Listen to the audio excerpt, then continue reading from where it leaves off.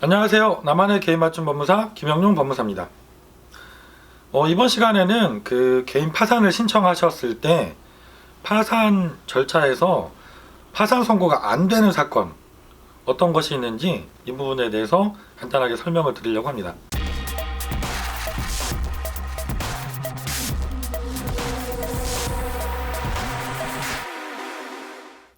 그 개인 파산 절차는 몇 년 전에 크게 한번 변동이 있었습니다.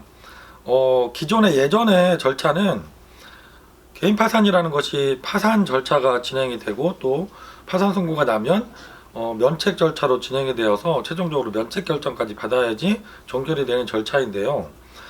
예전에 기존에는 그 파산 절차에서 꼼꼼하게 심리를 하셨죠. 그래서 파산 절차에서 파산 신문도 하시고 서류도 많이 요구하시고 또 면책 불허가 사유가 있는지 여부까지도 검토를 하셔서 면책이 가능한 분들을 파산 선고를 해주고 이렇게 진행을 했었습니다. 그래서 파산 선고와 함께 동시 폐지를 같이 하고 면책 절차는 간단하게 진행해서 결정을 해주시는 이런 방법으로 진행을 했었죠. 그러다가 이제 몇 년 전부터 지금 파산 면책 절차 진행 방식이 많이 바뀌셨죠.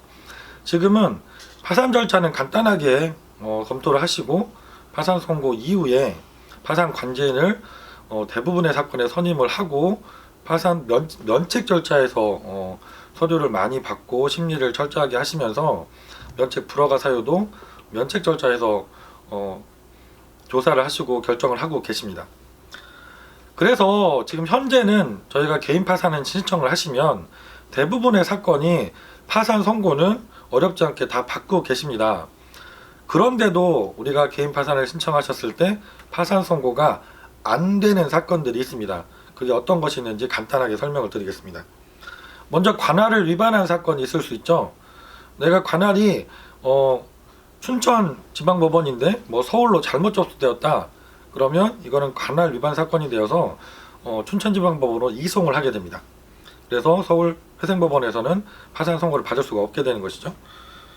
그리고 두 번째로 채무자가 개인 회생을 신청하는 게 합당하다고 판단될 정도로 고소득자인 경우, 이런 경우에는 개인 파산을 선고하는 것이 불가능하기 때문에 그 신청자에게, 고소득자에게 개인 회생 절차나 일반 회생 절차를 진행하도록 권고를 하게 되시죠.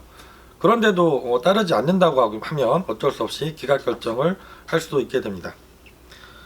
그리고 세 번째로 제도의 파산 신청 사건이 있을 수 있습니다. 제도의 파산은 제가 다른 영상에서 말씀드린 적이 있는데요. 내가 과거에 파산 신청을 한 번 해서 파산 선고를 받았는데 면책을 받지 못하셨던 분이 다시 한번 파산 신청을 하는 경우입니다. 이것은 허용이 되지 않기 때문에 이렇게 제도의 파산 신청이 들어온 사건은 당연히 파산 선고를 받을 수가 없게 됩니다. 그리고 다음으로 이미 법원에 개인회생 사건이 진행 중인 경우에는 파산 선고를 할 수가 없습니다. 그래서 법원에서는 신청하신 채무자에게 기존의 종전의 개인회생 사건을 계속 진행할 것인지 개인회생 사건을 진행하지 않을 것인지를 확인하게 되십니다. 개인회생을 진행할 의사가 없다고 하면 개인회생 절차를 폐지 신청을 하고 파산 절차를 진행하도록 하고 계시고요. 개인회생 절차를 계속 진행할 의사가 있다고 하면 개인 그 파산 신청은 취하도록 이렇게 권고를 하고 계십니다.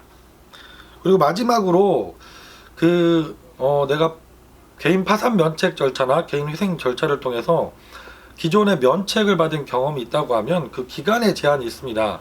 그래서 개인 파산 면책 절차를 통해서 면책을 확정받으셨다면 7년이 경과되어야 하고요. 개인 회생 절차를 통해서 면책이 확정되셨다고 하면 5년이 경과되어야만 다시 개인 파산을 신청할 수가 있는데, 이 기간이 아직 경과되지 않은 분의 경우는 지금 신청한 개인 파산 절차를 취하하고 기간이 경과된 이후에 다시 재신청을 하도록 이렇게 권고를 하고 계십니다. 오늘은 현행 진행되는 파산 절차에서는 대부분의 분들이 신청을 하시면 파산 선고는 받게 되시는데, 그런데도 불구하고 파산 선고가 안 되는 사건이 어떤 것들이 있는지에 대해서 설명을 드렸습니다. 김영용 법무사였습니다. 감사합니다.